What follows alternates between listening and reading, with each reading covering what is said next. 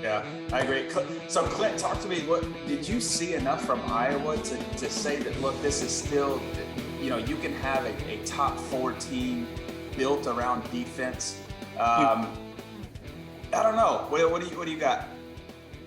No, I mean, Bryce, look, you mentioned this earlier. You briefly mentioned the Penn State Iowa game, man. Look, I watched that entire football game.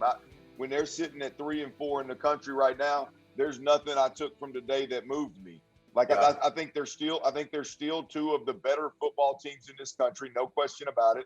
I think if you try to go on the road and play at either one of them's home stadium, your ass better be ready, buckle up. And today just happened to be in Iowa's backyard, and the starting quarterback got hurt. Iowa won the ball game. We can't take anything away from them. I think they were really, really impressive. They had some injuries on their side of the football as well, but there's no doubt about it that Penn State is one of the best football teams in the country.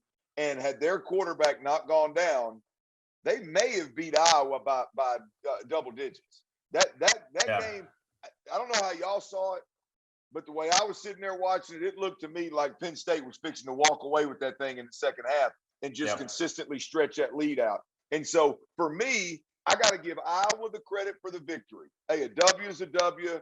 You're number 3 in the country. I can't knock you for what you did today. That was beautiful. And by the way, it's unbelievable to see what's going on at Iowa in terms of that home field advantage. That was beautiful to watch. It's crazy when you're sitting at home watching it on TV, just like we watched with Alabama and A&M. Yeah. The Kyle Field environment, I could feel it through the damn TV. It was absolutely beautiful.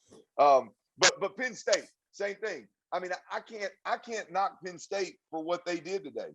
I mean, yeah, their backup quarterback was a mess. They obviously haven't addressed the backup quarterback situation the way that the way that you should as an offensive staff. But when it's all said and done, Bryce, I look at it and I go, hey, those are still the number 3 and number 4 team in the country right this second, in my opinion. I can't knock them for what they did.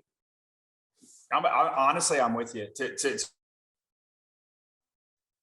be totally honest, I sat there and look, it was a defensive battle the whole game. I thought Penn State defense really rallied when Sean Clifford got hurt, to kind of rally around the backup QB and say, hey man, it's going to be on us. Because I mean, hell, there was I think 16 punts total in a game, which is just absolutely insane. Obviously my guy Tory Taylor with 9 punts from Iowa, putting them deep, but to your point too, the home field advantage. I mean, there was one drive that they were backed up.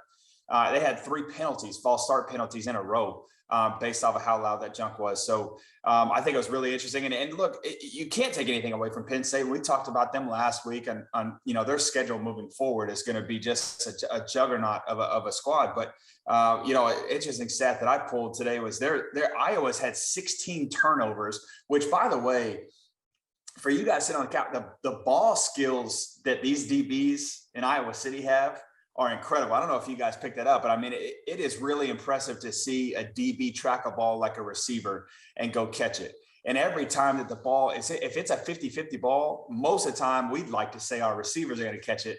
Them dudes in that locker room are saying, hey, our DBs are going to catch it. It's just really impressive. But they had 16 turnovers to date, 75 points off of those turnovers. Today they had 3 turnovers. Or at least at half. I think they had 4 total. They only had 3 points off of it. So that's just, kind of toast to Penn State's defense, because I thought they had a really good game plan and playing into this. But so right now we've got Georgia sitting number 1. What we think is going to be Iowa at number 2. Now we've got this 3 and 4 team, right? We've got 3 and 4 that, if that's going to be a Cincinnati moving up, if that's going to be an OU jumping up, if that's going to be an Ohio State jumping up, and just in terms of 5, 6,